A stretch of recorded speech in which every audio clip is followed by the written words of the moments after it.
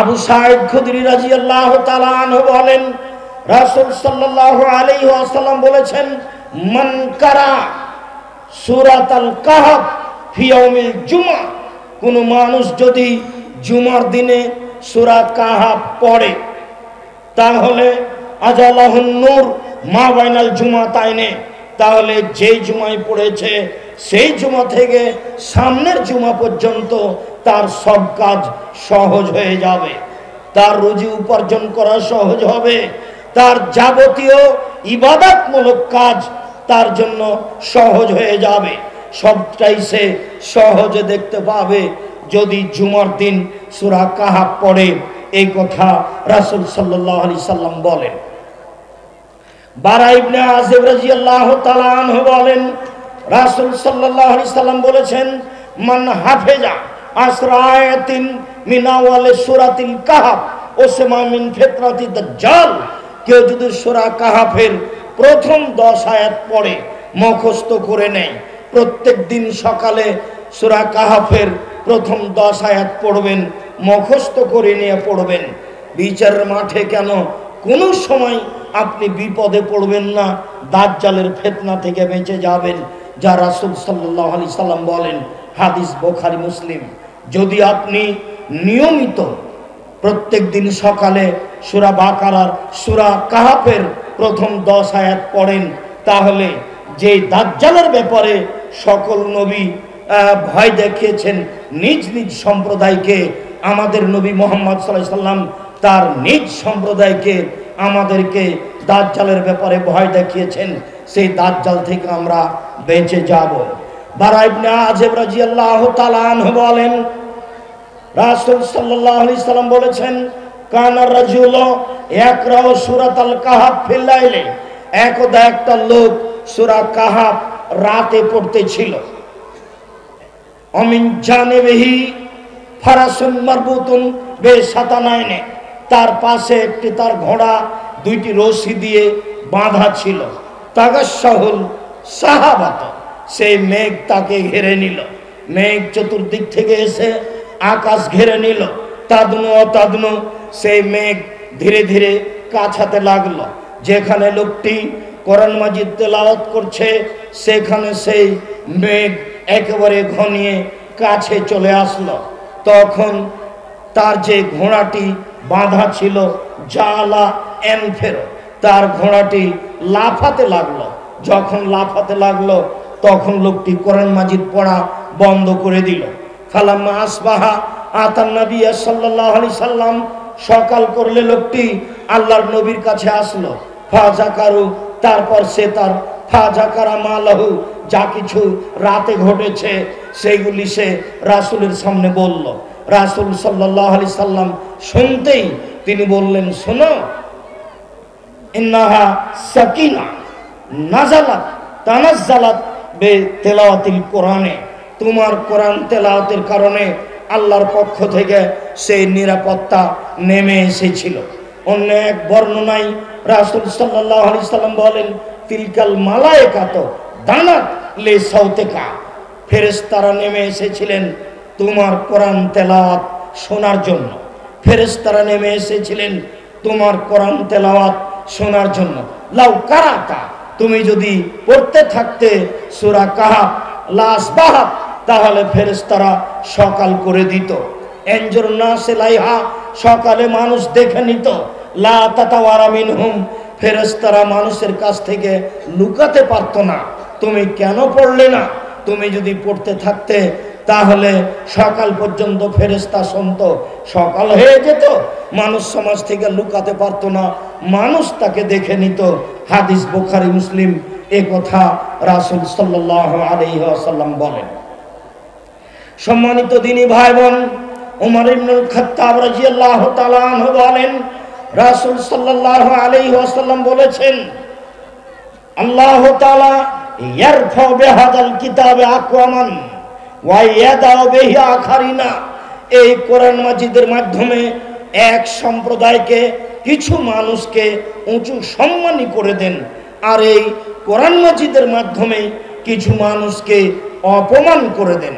যারা কোরআন মাজিদ পড়ে না, বুঝে না, মানে না, বা তুচ্ছ তাচ্ছিল্য করে তার উপরে নিন্দা আরোপ করে, আল্লাহ এই কোরআন মাজিদের মাধ্যমেই তাদেরকে নিচু করে দেন, জাহান্নামে দিয়ে দেন। আর এই কোরআন মাজিদের মাধ্যমেই আল্লাহ কিছু মানুষকে সম্মানী করে দেন, যা রাসূল সাল্লাল্লাহু আলাইহি সাল্লাম বলেন। সম্মানিত দিনী ভাই বোন, আয়েশা রাদিয়াল্লাহু তাআলা আনহা বলেন, রাসূল সাল্লাল্লাহু আলাইহি সাল্লাম বলেছেন, আল মাহিরু বিল কোরআনে মা সাফারাতিল কিরামিল বারারা। যারা কোরআন ভালো বুঝে, যারা কোরআনের উপরে দখল রাখে, কোরআন মাজিদ পড়ে, কোরআন মাজিদ বুঝে, ওরা দামি সম্মানী লেখক ফেরেশতাগণের সাথে থাকবেন। ফেরেশতাদের সাথে থাকার সুযোগ হবে ওইসব মানুষের যারা কোরআন মাজিদ পড়ে ও বুঝে, কোরআন সম্পর্কে যার দখল আছে। এই কথা বলার পরে রাসূল সাল্লাল্লাহু আলাইহি ওয়াসাল্লাম বলেন, আল্লাযী ইয়াকরাউহু, আর যে ব্যক্তি পড়ে ওয়ায়াতাতাও, তারপরে এটাতেও ভালোভাবে পড়তে সক্ষম হয় না, উচ্চারণ ভালো করে করতে পারে না, কোন রকম করে পড়ে, ওয়া আলাইহি শাকুন, কোরআন মাজিদ পড়া তার কাছে খুব কষ্টকর, তবু সে পড়ে। রাসূল সাল্লাল্লাহু আলাইহি ওয়াসাল্লাম বলছেন, লাহু আজরানে, তার জন্য ডবল নেকি রয়েছে। আপনি চিন্তা করবেন না আমি ভালো করে পড়তে পারি না। আবার কোন হুজুর বলেছেন যে ঠিক মতো পড়তে পারে না, তার পড়লে গুনাহ হবে। আবার কোন হুজুর বলেছেন কোরআন মাজিদ না পড়ে না বুঝে পড়লে গুনাহ হবে। যে বলেছে সে কিন্তু বুঝে না। কেন? যারা পৃথিবীর বড় বড় বিদ্বান, জারুল্লাহ জামাকশারের মতো, ইবনে কাসিরের মতো পৃথিবীর বড় বড় যারা মুফাসসির, তারা স্পষ্ট হতে পারেনি অনেক জায়গায় যে আল্লাহ এখানে কি বলছে, আল্লাহ এখানে কি বলেছেন, গবেষণা করে বের করতে পারেননি, ওইভাবে রেখেই পৃথিবী থেকে চলে গেছেন। আর একটা লোক পড়তেই জানে না, কিভাবে ভাঙাচোরা করে পড়তে শিখেছে। সে আবার অনুবাদ দেখে দেখে দু একটা কোরআন মাজিদের আয়াত মুখস্থ করেছে, সেই বলে দিল যে কোরআন না বুঝে পড়লে গুনাহ হবে। অবাক কথা, আশ্চর্য কথা। আবার যে হাফেজ সাহেব বলছেন সুন্দরভাবে পড়তে না পারলে গুনাহ হবে, ওই হাফেজ কিন্তু শুধু মুখস্থ করেছেন। ওই হাফেজ মানে কি? ওর হাঁটুর মালায় মেরে ফাটিয়ে দেওয়া হয়েছে। যে হিফজ করেছে মানে ওই হাফেজ সাহেবের হাঁটুর মালাকে মেরে ফাটিয়ে দিয়েছে। ও চলতে ফিরতে পারে না। ও একটা বড় মাথায় টুপি দেয়, তার উপরে রুমাল দেয়, দিয়ে মানুষের বাড়িতে খেয়ে বেড়াই, তার নাম হাফেজ। যার কারণে আপনাকে আমি বলেছি যে শুধু হিফজখানা খুলবেন না, শুধু হিফজখানা বিদ্যা তুলে দেওয়ার একটা কৌশল। হ্যাঁ, হিফজখানা হচ্ছে সহযোগী বিদ্যা।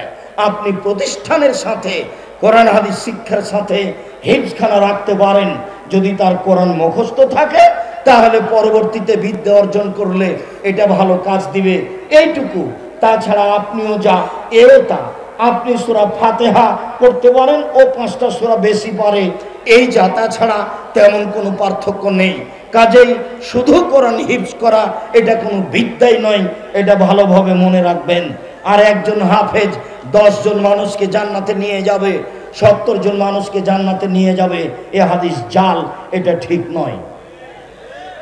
সম্মানিত দিনী ভাই বোন, উকবা ইবনে আমির রাদিয়াল্লাহু তাআলা আনহু বলেন, খারাজা রাসূলুল্লাহ সাল্লাল্লাহু আলাইহি সাল্লাম আনানু ফি সুফফা। একদা আল্লাহর নবী বাড়ি থেকে বের হলেন, তখন আমরা আহলুস সুফফা মসজিদে যারা থাকতো খেত তাদের সাথে বসেছিলাম। তিনি আমাদের কাছে এসে বললেন, শোনো, আইয়ুকুম ইউহিব্বু আন ইয়াদুআ ইলা বুথানা বিল আকিক, কে তোমাদের ভালোবাসে যে বোথা নামক বাজারে, আকিক নামক বাজারে সকালে চলে যাবে। এখান থেকে কালনি বাজারে বা আপনাদের বাড়ির পাশের নিকটে কোনো বাজারে সকালে চলে যাবে।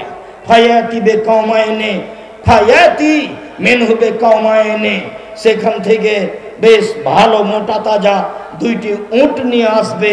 ফি গায়রি ইসমিন ওয়ালা কাতির আহমিন, যেখানে কোনো পাপ হবে না, যেখানে আত্মীয়তা সম্পর্ক ছিন্ন করা হবে না। এমনিতেই 2টা উট পেয়ে যাবে, মোটা তাজা নিয়ে চলে আসবে। এটা তোমাদের কেউ চায় না? কুলনা নহিব্বু যালিকা, আমরা বললাম জি হ্যাঁ আল্লাহ রাসূল, আমরা তো এটা সবাই চাই। আমরা বাজারে যাব, বাড়ি থেকে নিকটে, আর 2-3 লাখ টাকা দামের দামি উট পেয়ে যাব 2টা, এটা তো খুব ভালো কথা, আমরা সবাই চাই। তখন রাসূল সাল্লাল্লাহু আলাইহি ওয়াসাল্লাম বললেন, শোনো, আফালা ইয়াকদু আহাদুকুম ইলাল মসজিদ, তোমাদের কেউ সকালে মসজিদে যেতে পারবে না? মসজিদে যাবে, ফাইয়াল্লিমু আয়াতাইনে আও ইয়াকরা আয়াতাইনে, সেখানে গিয়ে দুইটা আয়াত শিখবে অথবা শেখাবে। এই ছেলে বসো। এই ছেলেটা কিভাবে ঢং ঢং করে হেঁটে চলে যাচ্ছে। যারা তোমরা দায়িত্ব পালন করছো তারা এখানে দাঁড়িয়ে আছো কেন? যাও দেখো। আপনি নিজের কাজ দেখাবেন না দয়া করে, আপনাকে আমি অনেক ভালোবাসি। আবার এটা সালাফি কনফারেন্স। আমি যখন আপনার এলাকাতে বক্তব্য দিতে যাই তখন সেটা হলো সামাজিক সাধারণ একটা জালসা মাত্র, আর এটা হচ্ছে সালাফি কনফারেন্স। এখানে থাকা খাওয়া চলা একটা আদর্শের উপরে হতে হবে। আমি আপনাকে বহুবার বলছি, এখানে কোনো দলের কথা হয় না, এখানে কোনো মাযহাবের কথা হয় না, এখানে কোনো সংগঠনের কথা হয় না, এখানে কোনো ইমারত আমিরের কথা হয় না, এখানে শুধুমাত্র আল্লাহ এবং আল্লাহ রাসূলের কথা হয়। কোনো আলোচক যদি ভুলেই কোনো মাযহাবের কথা বলে থাকেন, মাযহাবে হানাফি হোক আর সাফি হোক আর মালিক হোক, বুঝবেন এটা আমাদের পরামর্শের বাইরে বলেছেন। আমি ওটা চাই না। 32 বছরে আমি কোনোদিন কোনো মাযহাবকে নিয়ে কোনো দলকে নিয়ে কথা বলিনি। মর্মে রাস্তাঘাটে যেসব দিনী ভাই বোন আছেন আমি তাদেরকে অনুরোধ জানাচ্ছি, কর্ম ত্যাগ করে স্ব স্থান ত্যাগ করে সামনে এসে কিছুক্ষণ বসে আলোচনা শোনার চেষ্টা করুন। রাসূল সাল্লাল্লাহু আলাইহি টাকা দামের আমি প্রায় 30 লাখ টাকা আমি আল্লাহর পথে দান করে দিলাম, আমি যদি 30টা আয়াত পড়তে পারি। যার কারণে তো রাসূল সাল্লাল্লাহু আলাইহি ওয়াসাল্লাম বলেন, কেউ যদি রাতে উঠে 10টা আয়াত পড়ে তাহলে সে পরহেজগার মানুষের তালিকায় তার নাম তালিকাভুক্ত করা হবে। কেউ যদি 100 আয়াত পড়ে তাহলে সে যারা দামি মানুষ তাদের তালিকায় তার নাম উল্লেখ হয়ে যাবে। আর কেউ যদি রাতে 1000 আয়াত পড়তে পারে তাহলে যারা পৃথিবীতে সর্বোচ্চ মর্যাদার অধিকারী তাদের একটা তালিকা আছে, এই লোকটার নাম তাদের তালিকায় হয়ে যাবে। এই কথা মুহাম্মদ সাল্লাল্লাহু আলাইহি সাল্লাম বলেন। আবু হুরায়রা রাদিয়াল্লাহু তাআলা আনহু বলেন, রাসূল সাল্লাল্লাহু আলাইহি সাল্লাম বলেছেন, সঙ্গী সাথী শুনে রাখো, এ যারা জাহাদুকুম ইলা আহলিহি, যখন তোমাদের কোনো ব্যক্তি বাহির থেকে তার বাড়িতে ফিরে আসে, ফা এজেদু সালাসা খালিফাতিন এজামিন সেমানিন, বাড়িতে এসে দেখে সে মোটা তাজা হিষ্টপুষ্ট 3টে উট, বাড়িতে এসে হঠাৎ করে মোটা তাজা 3টে উট পেয়ে গেছে, এইটা তোমাদের কেউ পছন্দ করে না? বলল নাম। আমরা বললাম জি হ্যাঁ, এটা তো আমরা খুব পছন্দ করি। তখন রাসূল সাল্লাল্লাহু আলাইহি ওয়াসাল্লাম বললেন, শোনো শোনো, সালাসু আয়াতিন একরাউ বিহিন্না আহাদুকুম ফি সালাতিহি, কোনো মানুষ যদি তার সালাতে 3 আয়াত পড়ে তাহলে 3টি উট দান করে জানে কি হবে, মোটা তাজা উট দান করে জানে কি হবে, তার চেয়ে অনেক অনেক অনেক বেশি নেকি হবে যদি আপনি 3টে আয়াত পড়তে পারেন আপনার সালাতে, মানে সূরা কাউসার। সম্মানিত দিনী ভাই বোন, রাসূল সাল্লাল্লাহু আলাইহি সাল্লাম এভাবে বলেন। উমর ইবনুল খাত্তাব রাদিয়াল্লাহু তাআলা আনহু বলেন, রাসূল সাল্লাল্লাহু আলাইহি সাল্লাম বলেছেন, ইতা ইয়াউমুল কিয়ামা বিল কোরআনি ওয়া আহলিহি, কোরআন মাজিদকে বিচারের মাঠে নিয়ে যাওয়া হবে এবং যে কোরআন মাজিদ পড়েছে তাকেও নিয়ে যাওয়া হবে। কোরআন মাজিদ এবং যে ব্যক্তি কোরআন মাজিদ পড়েছে সবাই বিচারের মাঠে উপস্থিত থাকবে। পরবর্তী কথা হচ্ছে তাকদমুহু সূরাতুল বাকারা ও আলে ইমরান, এই সূরাগুলির মধ্যে সব আগে থাকবে সূরা বাকারা এবং সূরা আলে ইমরান। তুহাত জানে আন সাহেবেহি, 2 সূরাই যেই পাঠ করেছে তেলাওয়াত করেছে তার পক্ষে হয়ে আল্লাহর সাথে তুমুল তর্ক লাগিয়ে দিবে, একে আগে জান্নাতে দিতে হবে তারপরে কোনো কথা।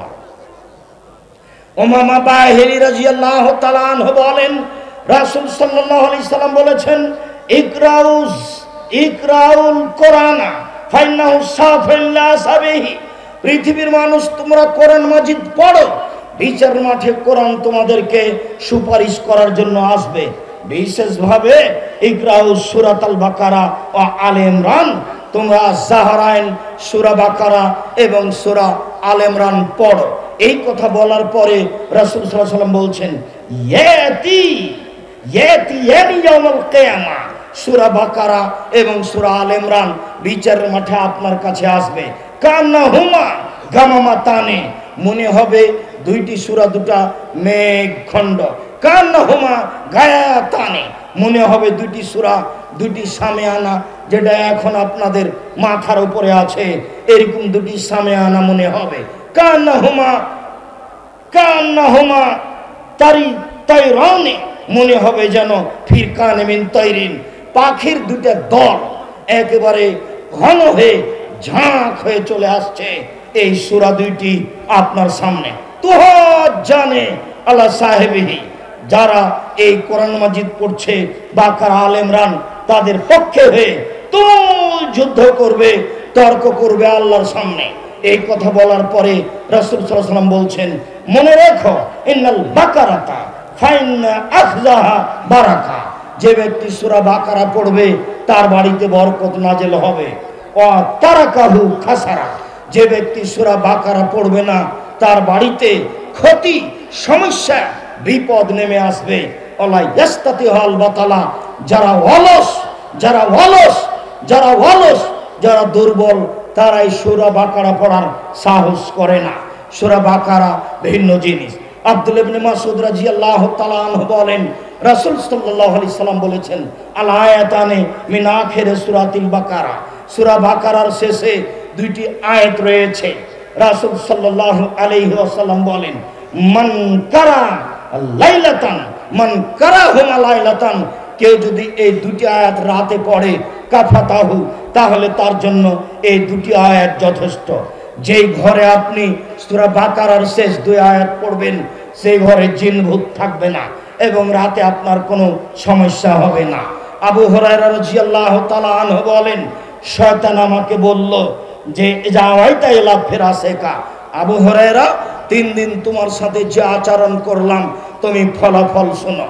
তুমি যখন বিছানায় শুইতে যাওয়া তখন তুমি যদি আয়াতুল কুরসি পড়ো, যেটা সূরা বাকারায় রয়েছে, তাহলে লা ইয়াজালু মিনাল্লাহি হাফিজুন আলাইকা, আল্লাহর পক্ষ থেকে তোমার উপরে একজন রক্ষক থাকবে।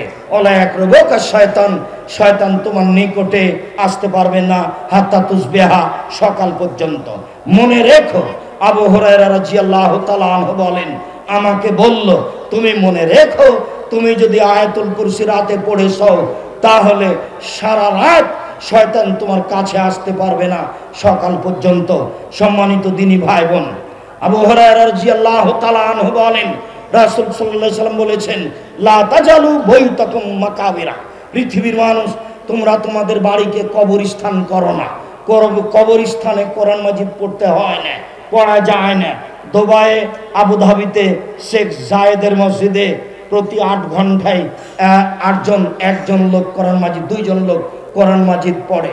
24 ঘন্টা সেখানে কোরআন তেলাওয়াত হয়, তারা চাকরিজীবী। কবরস্থানে কোরআন মাজিদ পড়া যাবে না। রাসূল সাল্লাল্লাহু আলাইহি সাল্লাম বলেন, পৃথিবীর মানুষ লা তাজালু বাইতাকুম মাকাবিরা, তোমরা তোমাদের বাড়িকে কবরস্থান তৈরি করো না। শোনো, ইন্নাশ শাইতান ইয়ানফিরু মিনাল বাইত তুকরাউ ফিহি সূরাতুল বাকারা, যেখানে সূরা বাকারা পড়া হয় সেখানে শয়তান থাকে না। যেই বাড়িতে সূরা বাকারা পড়া হয় সেই বাড়িতে শয়তান থাকে না। যেই বাড়িতে সূরা বাকারা পড়া হয় সেই বাড়িতে জিন থাকে না। যেই বাড়িতে সূরা বাকারার শেষ 2 আয়াত পড়া হয় সেই বাড়িতে জিন শয়তান থাকে না। সম্মানিত দিনী ভাই বোন, হাদিস বুখারী মুসলিম। আপনাকে আমি বলছিলাম, বিচারের মাঠে আব্দুল্লাহ ইবনে আমর বলেন, রাসূল সাল্লাল্লাহু আলাইহি সাল্লাম বলেছেন, বিচার মাঠে আপনাকে বলা হবে, ইকরা ওয়ার্তাকে ওয়ারাত্তাল কামা তুরাত্তুল ফিদ দুনিয়া, এই শোনো, তুমি তো দুনিয়াতে কোরআন মাজিদ পড়ছিলে, এখন তুমি পড়ো আর জান্নাতের ওই উপরের দিকে উঠতে থাকো, পড়ো আর উঠতে থাকো, পড়ো আর উঠতে থাকো। ফাইনা মানজিলাতাকা ইনদাহা তাকরাউহা, সেটাই তোমার ঘর, যেখানে পড়তে পড়তে তোমার তেলাওয়াত শেষ হবে। তুমি পড়তে থাকবে, উপরে যেতে থাকবে, তুমি পড়তে থাকবে, উপরে যেতে থাকবে, যেখানে তুমি পৌঁছবে সেটাই তোমার ঘর। সম্মানিত দিনী ভাই বোন, আয়েশা রাদিয়াল্লাহু তাআলা আনহা বলেন, কানান নবী সাল্লাল্লাহু আলাইহি সাল্লাম ইয়াবি ইলা ফিরাসিহি, যখনই তিনি বিছানায় যেতেন, ফাজামা কাফাইহি, তিনি তার হাত দুটিকে এভাবে জমা করে নিতেন, জমা করে নিয়ে ফ্যান ফিহে, হাতে হালকা 3 বার এইভাবে থুথু দিতেন। তারপরে সূরা ইখলাস সূরা ফালাক সূরা নাস পড়তেন। পড়ার পরে ওয়ায়ামসাহু বিহিমা আলা ওয়াজহিহি ওয়া রাসিহি, মাথা থেকে শুরু করে মুখ থেকে শুরু করে শরীরের সামনে পর্যন্ত মাস্তাতা মিন জাসাদিহি সম্পর্ক মুছে নিতেন। ওয়ায়াফালু যালিকা সালাসা মাররাতিন, এইভাবে তিনি করতেন 3 বার। এদিকে দেখেন, আগে হাতটা সামনের মুড়ে তুলে ধরবেন, তারপরে আগেই থুথু দিবেন 3 বার হালকা করে, এরপরে ইখলাস ফালাক নাস 3টা পড়ে এই মুখের উপর দিয়ে শরীরের উপরে বলিয়ে নেবেন। আবার আবার 3 বার এইভাবে করবেন। এভাবে করতেন। এ কথা আয়েশা রাদিয়াল্লাহু তাআলা আনহা বলেন রাসূল সাল্লাল্লাহু আলাইহি ওয়াসাল্লাম করতেন। সম্মানিত দিনী ভাই বোন, উকবা ইবনে আমির রাদিয়াল্লাহু তাআলা আনহু বলেন আনা আসিরু মা নবী সাল্লাল্লাহু আলাইহি সাল্লাম ফি লাইলাতিন মুতিরাতিন ওয়া ফি যুলুমাতিন সাদিদাতিন, একদা আল্লাহর নবীর সাথে আমি চলছিলাম, খুব অন্ধকার, মেঘপূর্ণ রাত, বৃষ্টি হচ্ছে, বিজলি বিজলি চমকিচ্ছে, দেখা যায় না, ঘাটাঘাট অন্ধকার। রাসূল সাল্লাল্লাহু আলাইহি সাল্লাম সূরা ফালাক আর সূরা নাস পড়তে লাগলেন। বললেন, উকবা ইকরা, তুমি এই সূরা ফালাক এবং সূরা নাস পড়ো। মনে রেখো, যারা বিপদ থেকে আশ্রয় চায়, তার মধ্যে সূরা ফালাক এবং নাস বিপদ থেকে আশ্রয় নেওয়ার ব্যাপারে সবচেয়ে বড় ভিন্ন ধরনের ব্যতিক্রম জিনিস।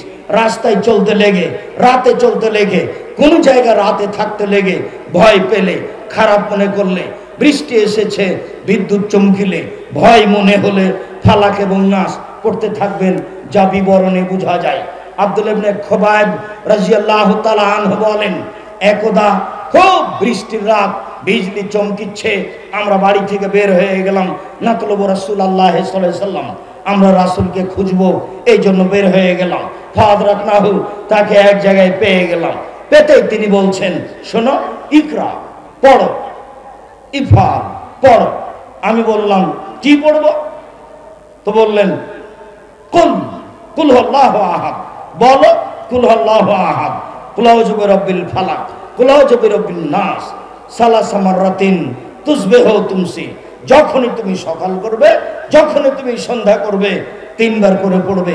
একফি মিন কুল্লি শাইইন, যত সমস্যা আছে পৃথিবীতে সব সমস্যার জন্য যথেষ্ট হয়ে যাবে ইখলাস ফালাক নাস।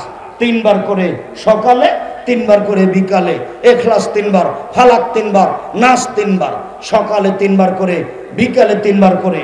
যত সমস্যা আছে পৃথিবীতে সব সমস্যাকে দূরে করার জন্য এই 3টি সূরা যথেষ্ট হবে, এ কথা রাসূল সাল্লাল্লাহু আলাইহি সাল্লাম বলেন। আবু হুরায়রা রাদিয়াল্লাহু তাআলা আনহু বলেন, রাসূল সাল্লাল্লাহু আলাইহি সাল্লাম বলেন, আয়াজুজু আহাদুকুম আয়াকরা সুরাতুল কোরআনে ফিল লাইলে, রাতে কোরআনের 3 ভাগের 1 ভাগ পড়তে তোমাদের কেউ অক্ষম কি? তখন সাহাবীগণ বললেন, বলেন কি আল্লাহর নবী, এক রাতে কি কোরআন মাজিদের 3 ভাগের 1 ভাগ পড়া যায়? এক রাতে কি কোরআন মাজিদের 3 ভাগের 1 ভাগ পড়া যায়? তখন রাসূল সাল্লাল্লাহু আলাইহি সাল্লাম বললেন, শোনো, কুল হুয়াল্লাহু আহাদ সুরাতুল কোরআনে সূরা ইখলাস হচ্ছে কোরআন মাজিদের 3 ভাগের 1 ভাগ।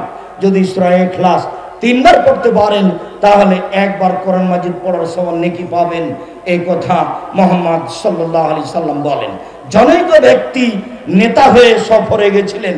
যখনই তিনি ইমামতি করতেন, তখন আগে সূরা ইখলাস পড়তেন বা শেষে সূরা ইখলাস পড়তেন সব রাকাতি।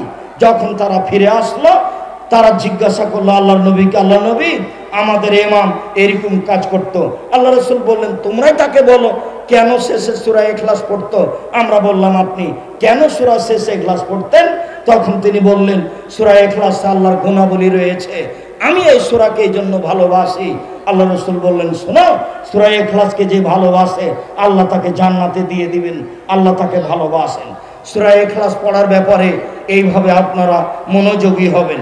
আব্দুল্লাহ ইবনে উমর রাদিয়াল্লাহু তাআলা আনহু বলেন, রাসূল সাল্লাল্লাহু আলাইহি সাল্লাম বলেছেন, লিকুল্লি হারফিন হাসানান, কোরআন মাজিদের প্রত্যেকটা অক্ষরেই নেকি রয়েছে। ওয়াল হাসানাতু বিআশরি আমসালিহা, একটা মানে 10টা, একটা মানে 10টা, একটি অক্ষর পড়লে 10 নেকি হয়। আল্লাহ রাসূল বলছেন, লাম আকুল আলিফ লাম মিম হারফুন, আমি বলি না আলিফ লাম মিম 3টা মিলে একটি অক্ষর, আমি বলছি আলিফুন হারফুন ও লামুন হারফুন ও মিমুন হারফুন। আলিফ পড়লে 10 নেকি, লাম পড়লে 10 নেকি, মিম পড়লে 10 নেকি, এটাই হবে কোরআন মাজিদ একটি ভিন্ন ধরনের গ্রন্থ। পৃথিবীতে এমন কোনো গ্রন্থ নেই আল্লাহ প্রদত্ত, মানুষ রচিত, যেটা পড়লে এরকম নেকি হতে পারে। ব্যতিক্রম আল্লাহর মুআজিজা যেটা আমাদের কাছে অবস্থান করছে, সেটাই হচ্ছে কোরআন মাজিদ। সম্মানিত দিনী ভাই বোন, আপনাকে আমি এই কোরআন মাজিদ পড়ার জন্য অনুরোধ জানাচ্ছি। ইবনে আব্বাস রাদিয়াল্লাহু তাআলা আনহু বলেন, লাম ইয়ানাম রাসূলুল্লাহ সাল্লাল্লাহু আলাইহি সাল্লাম ফি লাইলাতিন হাত্তা ইয়াকরা আলিফ লাম তানজিল ওয়া সূরা তাবারাকাল্লাযী বিয়াদিহিল মুলক। আল্লাহর নবী আলিফ লাম তানজিল, সূরা সাজদা এবং সূরা মুলক না পড়ে তিনি ঘুমাতেন না, আগে পড়তেন তারপরে ঘুমাতেন। রাসূল সাল্লাল্লাহু আলাইহি সাল্লাম বলেন, রাতে যে সূরা মুলক পড়বে তার কবরের শাস্তি হবে না। রাসূল সাল্লাল্লাহু আলাইহি সাল্লাম বলেন, ইন্না ফিল কোরআনে সালাসুনা আয়াত, কোরআন মাজিদে একটি সূরা রয়েছে, তাতে রয়েছে 30টি আয়াত। সেই সূরাটি হচ্ছে সূরাতুল মুলক। যে ব্যক্তি পড়বে শাফা লাহু ইয়াউমুল কিয়ামা, এই সূরা বিচার মাঠে তার জন্য সুপারিশ করবে। হাত্তা গফিরা লাহু, করতে করতে যতক্ষণ পর্যন্ত না ক্ষমা হবে ততক্ষণ পর্যন্ত সূরা মুলক যাবে না। সূরা বাকারা, সূরা আল ইমরান আপনার পক্ষে তর্ক করবে, এই কথা ঠিক, তবে কতক্ষণ তর্ক করবে তা বলা হয়নি।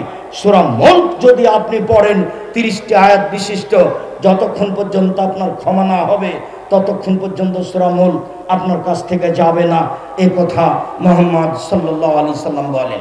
সম্মানিত দিনী ভাই বোন, আমি শেষের দিকে চলে এসে আপনাদেরকে আবারও জানাচ্ছি, কোরআন মাজিদ পড়তে শিখি সহজেই। আজকে 1 ঘন্টায় যেটা কোরআন মাজিদ শিখছিলাম, এটা তো একটা পরিস্থিতি মাত্র। 1 ঘন্টায় কোরআন মাজিদ পড়া শিখবো কেন? 1 মাসে, 3 মাসে, 6 মাসে শিখবই যে কোনো মূল্যে। বাংলা উচ্চারণ করে কোরআন মাজিদ পড়বো না, অক্ষর প্রতি 10 নেকি নিবই যে কোনো মূল্যে।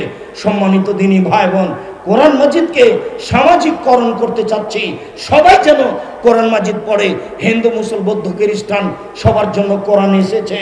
সবাই মুসলমান হোক, সবাই কোরআন মাজিদ পড়ুক, সবাই অক্ষর প্রতি 10 নেকি করুক।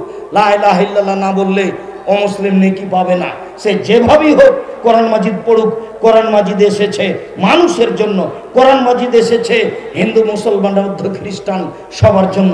কোরআন মাজিদ মানুষের জান্নাত পাওয়ার একটা বিশাল মাধ্যম। কোরআন মাজিদে মাত্র 4-5টা জিনিস উল্লেখ রয়েছে এই 30 পারা কোরআন মাজিদে, যা আপনাদের সামনে পেশ করলাম। সম্মানিত দিনী ভাই বোন, বিপদ থেকে বাঁচার মাধ্যম কোরআন মাজিদ।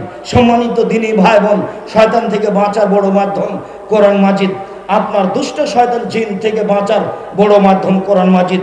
মর্মে এই জামিয়া সালাফিয়া কোরআন শিক্ষার একটা বড় মাধ্যম, যা আপনারা গতকাল আসরের পর থেকে দেখছেন, আজ শেষ পর্যন্ত দেখবেন। সম্মানিত দিনী ভাই বোন, আমি বারবার বলছি, আমার বড় মনে সাধ এই জামিয়া সালাফিয়া দিয়ে এদেশের ছেলে মেয়েকে বাংলা, ইংরেজি, আরবি উন্নত মানের শিক্ষা দিয়ে জাতির অন্যায়ের বিরুদ্ধে লড়বো। মুখে কলমে মিডিয়ায় লড়বো ইনশাআল্লাহ। জীবন বাজি রেখে এই মিশন চালিয়ে যাচ্ছি। মর্মে সকল দিনী ভাই বোনকে আমি অনুরোধ জানাচ্ছি, একটু খালি অন্তরে আল্লাহর কাছে মন খুলে বলবেন, আল্লাহ তুমি জামিয়া সালাফিকে কবুল করো, আল্লাহ তুমি বাইতুল হাম জামে মসজিদ কবুল করো, আল্লাহ তুমি নেব্রাস ইসলামিক বিশ্ববিদ্যালয় কে কবুল করো, এবং একটা নেব্রাস ইসলামী মেডিকেলকে তুমি কবুল করো। যেটা পরিকল্পনা শুনলেন, এটা আল্লাহ কবুল করলে সহজ। এইগুলো নিয়ে আপনি কোনো সময় মাথা ব্যথা করবেন না। আমি আপনাকে যেই পরামর্শ দিচ্ছি সেই পরামর্শে চলবেন। আর একটু বলবেন, যারা জামিয়া সালাফিয়া কাজ করে তারা যেন কোথায় কর্মে ত্রুটি না করে, পয়সা হারাম না খায় এবং ধোকা ফাঁকি না দেয়, আর যেন পয়সার ব্যাপারে প্রতারণা না দেয়। 10-এর পয়সা যদি কেউ মেরে খায় কোনো জায়গায়, তাহলে সেখানে বরকত হবে না। জামিয়া সালাফের অনেক শাখা রয়েছে, গবেষণা বিভাগ রয়েছে, ইতেসাম বিভাগ রয়েছে, আর দাওয়া ইলা আল্লাহ রয়েছে, এই প্রতিষ্ঠান রয়েছে, অনেক বিভাগ রয়েছে। যারা যেখানে দায়িত্ব পালন করছে তারা যেন সূক্ষ্মভাবে, নিখুঁতভাবে 10-এর পয়সা মনে করে পরকালের ভয়ে, পরকালের আশায় যেন তারা জিম্মেদারি পালন করতে পারে। আপনারা এই দোয়া করবেন। আমি তো এ আশা করে বলি, জামিয়া সালাফিয়া গড়বে ইনশাআল্লাহ। মানুষের কোনো খুব প্ররোচনা, খারাপ পরিকল্পনা জামিয়া সালাফের কোনো স্থায়ী ক্ষতি করতে পারবে না। কেন? আমি 10-এর পয়সার ক্ষতি করি না, এটাই আমার সাহস।